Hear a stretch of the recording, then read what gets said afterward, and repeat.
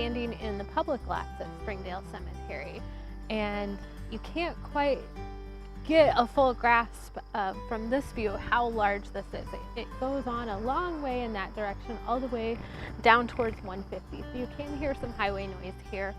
The public lots were for people who couldn't afford a large family plot, or someone died unexpectedly, or a child died unexpectedly. So it's a lot of single graves here. You won't find big sections of families together. It is an older part of the cemetery, and we believe that all of the lots here are full at this time, so no one else can be buried here. Something else unique about this section is that it used to represent the northeast corner of Springdale Cemetery. This was as far north as the cemetery went. Eventually it did expand further to the north, but originally this was the border of Springdale Cemetery. Right now I am at the north end of the Springdale Cemetery. I am actually in a section that wasn't part of the original 160 acres. If you look at old maps of Springdale, it kind of cuts off at the Glen and Glen Slope areas. This area is a bit north of that, and it has expanded out even further. Now this part is a bit noisier out here than say down in the Prairie Gardens, because we are not too far from Highway 150, War Memorial Drive. So that's the traffic you hear in the background. In fact, if you're driving along 150 right now, you can hear all that traffic.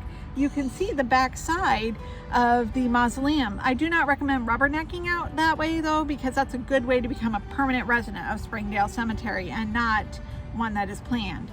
Anyway, what I wanted to talk to you about today is the public mausoleum that's built out here. This was a place for people who did not maybe want to be buried in ground, but may not have had the funds or the family to be buried in a private mausoleum. This facility, as you can see, goes pretty long. It's actually been expanded a couple of times to create more room for those who choose this method of interment. It was built in the 20s and 30s as a kind of Gothic revival. This facility is made completely without wood. There is no wood in the facility, and that was so that there was no deterioration as happens over time naturally with wood. This is actually created with marble and steel and lots of glass. As you can see, there is stained glass windows in here, and there's lots and lots of marble inside. I have heard that it is gorgeous, and I've seen a few pictures from the inside, and I would love to take you on a tour, but I cannot do that because I do not have a key. Springdale does require that you have a key to be inside the facility, and to have a key you need to have a loved one that is interred in there. Now, I don't have a loved one interred in there that I'm aware of, so I can't take you in, but I am pretty sure that if you were to ask at the Springdale Cemetery office, they'd be happy to give you a tour and take you around. There's also a chapel at the far end there where you can have a memorial service, and I'm pretty sure it's quieter inside than it is out here on the lawn. This is a nice place to come out and just walk through if you have a key to see your interred loved ones without the bugs. There are lots of bugs and lots of hot sunshine out here right now, so this may be something that would be of interest to those who do not want to be buried in ground or cremated. Hi, I'm standing in Whispering Woods in Springdale Cemetery. Whispering Woods is a very unique section. It is behind its own gate, a section all of its own, and it's the pet cemetery. And anyone can buy a plot and have their pet buried here. I believe you can have your pet cremated, or you can bury them not cremated. A couple of interesting things here. You can see behind me this statue of a dog that is a memorial to canine service dogs. And behind that is a monument for Boomer the lion, who was a resident of the Peoria Zoo for a long time. And when he died, they buried him here. So Springdale Cemetery, not just for humans, but also for your beloved pets. Hi, right now we're out at Springdale Cemetery, and we're near the Prairie Gardens section, one of the many sections that we want to highlight of Springdale Cemetery for you.